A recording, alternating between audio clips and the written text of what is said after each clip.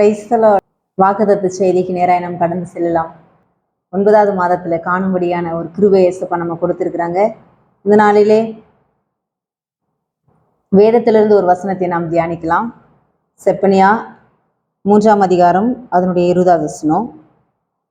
நான் உங்களை கீர்த்தியும் புகழ்ச்சியுமாக வைப்பேன் என்று கர்த்தர் சொல்லுகிறார். ஹல்லேலூயா, ஹல்லேலூயா. யாரெல்லாம் சந்தோஷமா இருக்கிறீங்க? இந்த மாதத்துல கர்த்தர் உங்களை பார்த்து சொல்றதான ஒரு வார்த்தை, நான் உங்களை கீர்த்தியும் புகழ்ச்சியுமாக வைப்பேன் என்று. ஹல்லேலூயா. கர்த்தர் நல்லவர். ஆமென். அவர் நம்மை கீர்த்தியும் புகழ்ச்சியுமாக வைக்க விரும்புகிறார். இந்த மாதத்திலே உண்மையாகவே கர்த்தர் ஒவ்வொருவரையும் அவர் கீர்த்தியும் புகழ்ச்சியுமாக வைக்க விரும்புகிறவராய் இருக்கிறார். பாருங்க, கீர்த்தியும் புகழ்ச்சியும் எப்படி பெற்றுக்கொள்வது அப்படின்னு நம்ம பார்க்கும்போது, முதலாவதாக நம் கீர்த்தியை எப்படி பெற்றுக்கொள்ள முடியும் அப்படின்னு நம்ம பார்க்கும்போது, எஸ்தர் 9ஆம் அதிகாரம் அதனுடைய 4வது வசனம். அந்த வசனத்துல பார்த்தீங்கன்னா, மொர்தெக்காய் என்பவன் என்ன செய்யறான்னா, அந்த இடத்துல எல்லா இடங்களிலும் அந்த இடத்துல பாருங்க, வாசிக்கும் போது தெரியுது, மொர்தெக்காய் என்பவன் எல்லா இடத்துலையும் மென்மேலும் அவன் எப்படி இருந்தானா, கீர்த்தியும் புகழ்ச்சியுமா இருந்தான் அப்படின்னு அந்த இடத்துல சொல்லப்பட்டிருக்கிறத பார்க்குறோம். ஹல்லேலூயா, ஹல்லேலூயா. அவனுடைய கீர்த்தி எல்லா நாடுகளிலும் பிரசித்தமாயிற்று அப்படின்னு அந்த இடத்துல இந்த மொர்தெக்காய் என்பவன் மேன்மேலும் பெரியவன் ஆனான் அப்படின்னு சொல்லப்பட்டிருக்குது. எல்லா நாடுகளிலும். ஹல்லேலூயா. இப்போ மொர்தெக்காய் அந்த இடத்துல கீர்த்தியாய் புகழ்ச்சியுமாய் ஆண்டவர் அந்த இடத்துல வைத்திருக்கிறத பார்க்குறோம். நம்மளுடைய வாழ்க்கையில நாம் இருக்கிற இடங்களிலே, நம்முடைய வீட்டில, நம்முடைய ஊழிய பாதையிலே, நம்முடைய குடும்பத்துல, எல்லா நேரங்களிலும், வேலை ஸ்தலங்களிலே ஆண்டவர் நம்ம கீர்த்தியாய் வைக்க அவர் விரும்புகிறார். ஹல்லேலூயா. எப்பொழுது அப்படின்னு சொல்லும்போது, நமக்குள்ள என்ன செய்ய வேண்டும் என்று சொன்னால், ஒரு ஆத்துமா பாரம் வேண்டும்.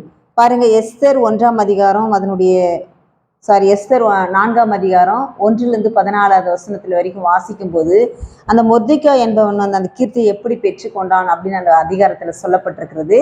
அதை பார்த்தீங்கன்னா உங்களுக்கு தெரியும். அந்த இடத்துல பாருங்க, மொர்தெக்காய் எஸ்தர் ராஜாத்தியை பார்த்து சொல்றாங்க, நீ இந்த காலத்திலே மௌனமா இருந்தா யூதருக்கு வேறொரு இடத்திலிருந்து ரட்சிப்பும் சகாயமும் வரும் அப்படின்னு இந்த இடத்துல சொல்லப்பட்டிருக்கிறத பார்க்குறோம். ஹல்லேலூயா.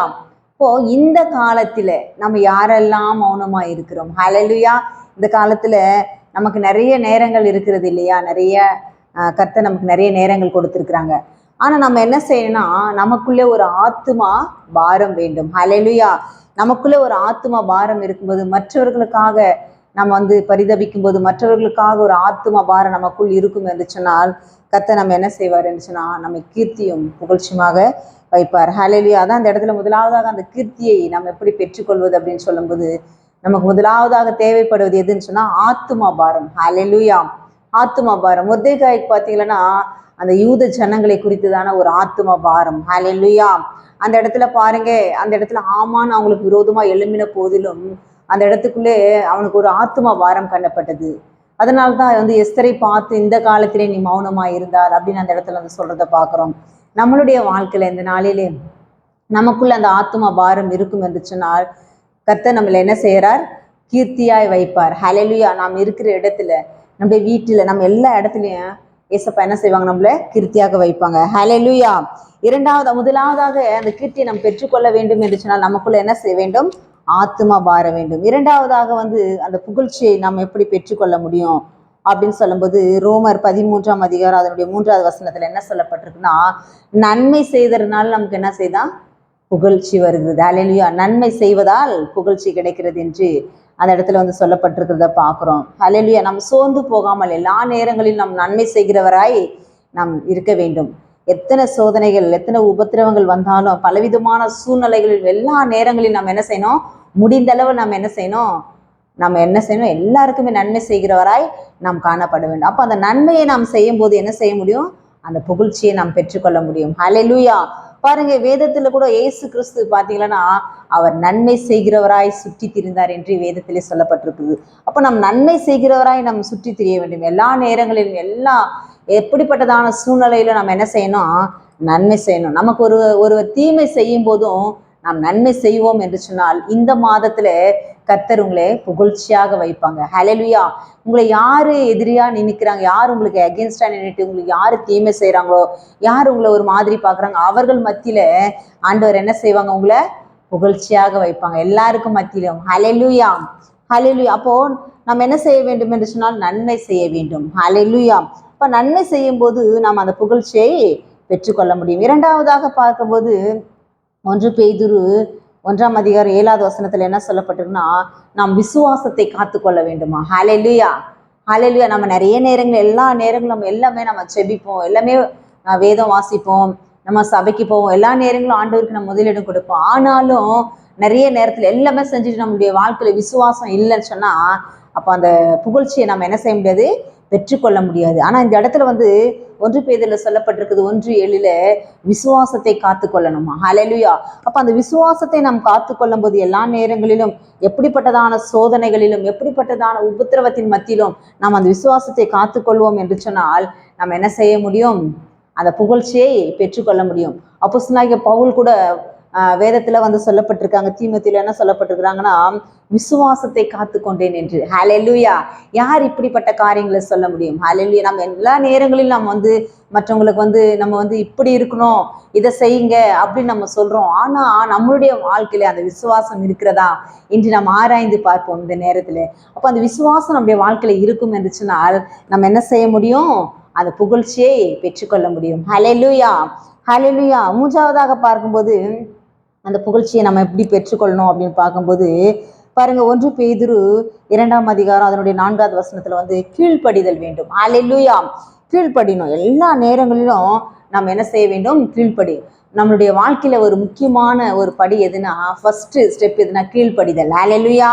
எல்லா நேரங்களிலும் நம்ம கீழ்ப்படியும் போது நம்ம அந்த புகழ்ச்சியை பெற்றுக்கொள்கிறோம். பெண்கள் ஆகிய ஸ்திரீகளா இருக்கிறவங்க என்ன செய்யணும், அவரவர் சொந்த புருஷருக்கு கீழ்ப்படிய வேண்டும். எபேசியர் 5:8 அதனுடைய 24 கூட சொல்லப்பட்டிருந்தது. எல்லா நேரத்திலும் உங்க சொந்த புருஷருக்கு என்ன செய்யணும், கீழ்ப்படியணும் அப்படின்னு அந்த இடத்துல சொல்லப்பட்டிருக்குது. அப்போ புருஷருக்கு கீழ்ப்படிய வேண்டும். ஹல்லேலூயா. வேதத்துல சொல்லப்பட்டிருக்குது மூப்பருக்கு கீழ்ப்படியணும். இது போல வேலை ஸ்தலங்களிலே அவர்களுக்கு கொடுக்கப்பட்ட அந்த தலைமைத்துவத்தில் இருக்க அந்த எஜமான்களுக்கு என்ன செய்ய வேண்டும், கீழ்ப்படிய வேண்டும். பிள்ளைகள் பெற்றோருக்கு கீழ்ப்படிய வேண்டும். இப்படி நாம் செய்வதால் நம்ம என்ன செய்ய முடியும், அந்த புகழ்ச்சியை பெற்றுக்கொள்ள முடியும். ஹல்லேலூயா, ஹல்லேலூயா. இந்த மாதத்திலே கர்த்தர் உங்களை பார்த்து சொல்றாங்க, என்ன சொல்றாங்கன்னா, நான் உங்களை கீர்த்தியும் புகழ்ச்சியுமாக வைப்பேன் என்று கர்த்தர் சொல்கிறாங்க.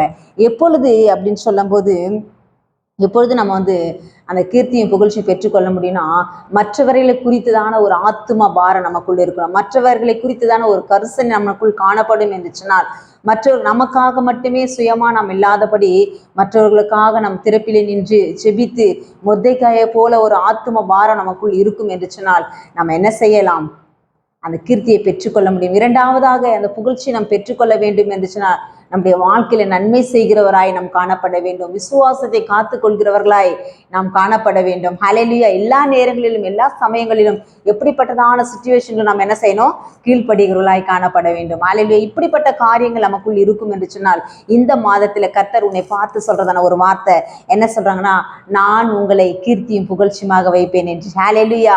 எல்லா இடங்களிலும் யாரெல்லாம் உங்களை ஒரு மாதிரி பரியாசம் பண்ணினார்களோ, யாரெல்லாம் உன்னை வேண்டான்னு ஒதுக்கி வெறுத்து தள்ளினாங்களோ, யாரெல்லாம் உன் குடும்பத்தில் உன்னை வெறுக்கிறாங்களோ, எந்த இடத்துல நீ வெறுக்கப்பட்ட சூழ்நிலை காணப்படுகிறியோ, எந்த இடத்துல நீ ஒரு தள்ளப்பட்ட சிச்சுவேஷன்ல நீ இருக்கிறியோ, அந்த இடத்துல கர்த்தர் உன்னை கீர்த்தியும் புகழ்ச்சியுமாக வைப்பாங்க. ஹல்லேலூயா, ஹல்லேலூயா. அந்த மாதத்துல கர்த்தர் அப்படியாக உங்களை கீர்த்தியும் புகழ்ச்சியுமாக மாற்றுவார். ஹல்லேலூயா. God bless you.